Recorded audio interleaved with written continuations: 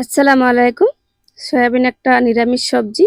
আর এইভাবে সয়াবিন রান্না করলে মাংসের মতো টেস্ট হয়, খেতেও খুব সুন্দর হয়। চলুন তাহলে রেসিপিটি শুরু করা যাক। এখানে আমি কড়াইয়ে তেল গরম করে এর মধ্যে আমি কেটে রাখা আলুগুলো ভেজে নিব।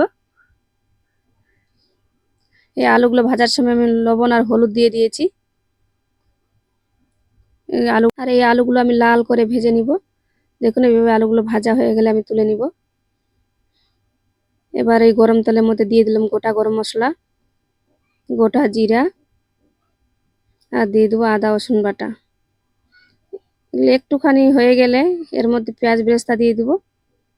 আমি পেঁয়াজ এখানে 250 গ্রামের মতো নিয়ে নিয়েছি। পেঁয়াজের পরিমাণ একটু বেশি দিবেন।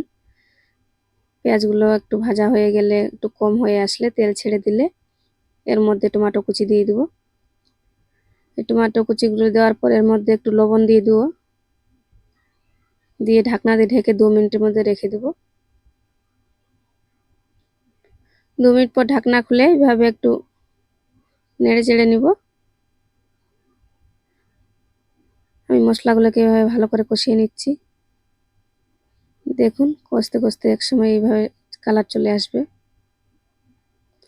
এভাবে তেল ছেড়ে দিলে এর মধ্যে হলুদ গুঁড়ো দিয়ে দেবো ঝালের গুঁড়ো। এবার মশলাটাকে ভালোভাবে ভুনে এইভাবে গ্রেভি করে নিব।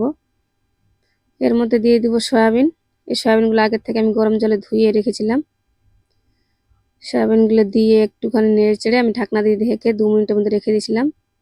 এরপর ঢাকনা খুলে আমি এগুলোকে কষে নিব।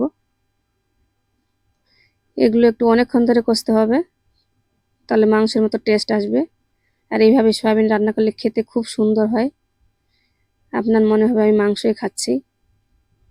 আমি এখানে অনেকক্ষণ ধরে কষিয়ে নিয়েছি, প্রায় 10 মিনিট ধরে। কষানো হয়ে গেলে আগের থেকে ভেজে রাখা আলুগুলো আমি দিয়ে দিব। এই আলুগুলো দিয়ে আমি ভালোভাবে আবারও একবার কষিয়ে নিব। আর এখানে আমি লবণ দিয়ে দিয়েছি স্বাদ মতো। এই লবণটা আমি স্কিপ করে গেছি। এবার আমি পরিমাণ মতো জল দিয়ে দিব। জলটা দিয়ে আমি ভালোভাবে নেড়ে চেড়ে নিব। সবজিগুলো একটু উল্টে পাল্টিয়ে নিয়ে আমি ঢাকনা দিয়ে ঢেকে দেব। আমি 5 মিনিটের মতো ঢাকনা ঢেকে রাখবো।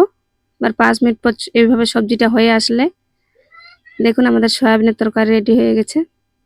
ভালো লাগলে ভিডিওটিকে শেয়ার করবেন। খোদা হাফেজ, ভালো থাকবেন।